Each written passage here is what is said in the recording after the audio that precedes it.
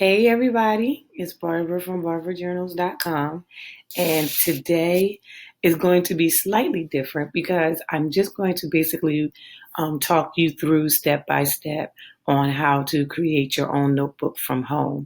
Now, I do have training videos on that actually shows you the step by step process, and I also created a jam packed information filled resource guide that not only lists these steps that I'm about to go through in a couple of seconds, but it also tells you different programs you can use to create your designs, different shops and different designers that you can go to in order to purchase designs for your notebook covers.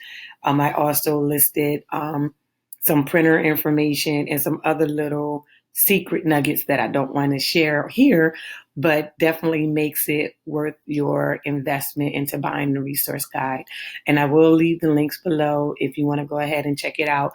But I can almost guarantee that you won't be disappointed with the resource guide.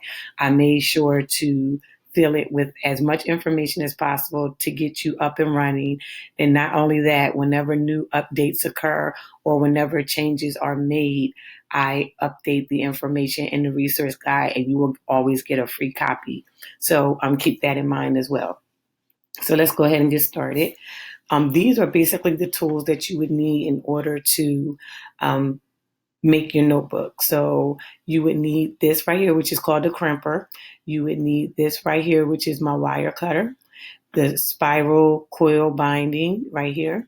This is my X-Acto paper cutter, and then a sample notebook. And also you would, obviously need a printer in order to print it. And then you would also need a computer in order to design it.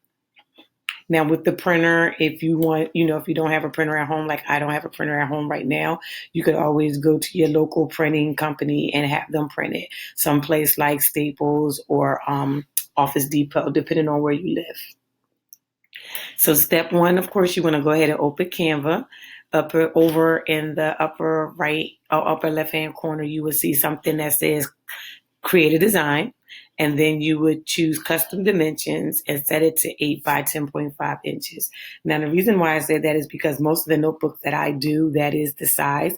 However, I have been experimenting with the 5.75 by 8.75.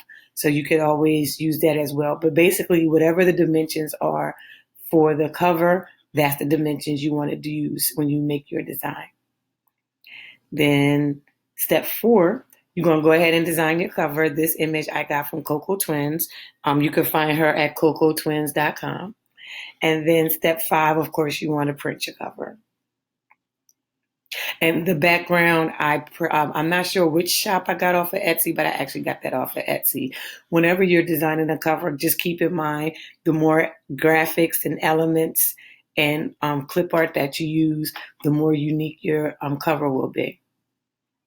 So for step 6, you want to go ahead and cut the ends of the original wire spiral binding coil from the notebook using the trimmers. And then step 7, turn the wire until it is completely out of the notebook. So basically, let me go back. This part right here, you want to cut the end right there and the end right there and just turn it so that it comes out of the notebook. And then use this right here, the wire cutter, in order to cut the ends. All right.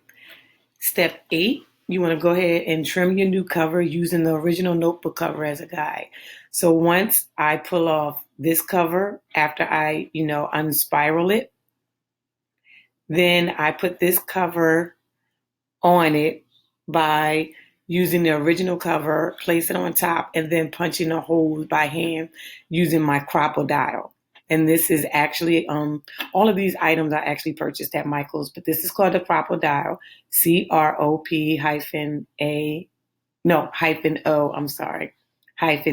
D-I-L-E. That's what you want to use in order to hole punch the sides. And you just lay the original cover on top. I usually use paper clips to hold it on. so that it doesn't, so it doesn't move around. And then I just go ahead and punch the holes one by one. If you're using a 4:1 pitch notebook, which I explained in my other videos, that means you're probably doing about approximately 32 holes, because 4:1 pitch means 4 holes per inch. Next, you want to go ahead and hole punch the new cover using the old cover as a guide, like I stated. And then step 10, place the new cover on top of the notebook and insert the new coil binding into the top or bottom hole.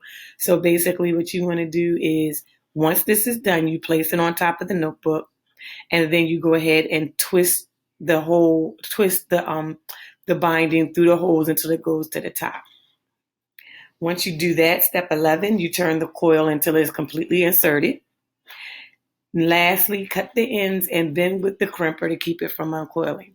So once you have it in place, you take your wire cutter and you clip the ends, and then you take your crimper and you bend the ends so that the coil binding doesn't come out. Now, like I said, if you want to learn how to do this by watching a video instead of, following the step-by-step directions, definitely want to go ahead and purchase my resource guide, because it has the video in addition to a lot of other information you will need in order to create your first notebook. So check out my site, barbarajournals.com. Go to the tutorials category, and you can go ahead and grab either the resource guide or grab the tutorial videos bundle. As always, if you guys have any questions or comments, feel free to leave them below. If you want to always be informed whenever I go live, definitely make sure that you subscribe to my channel and click the bell so that you'll get a notification. All right, guys, have an amazing day, and I will talk to you soon.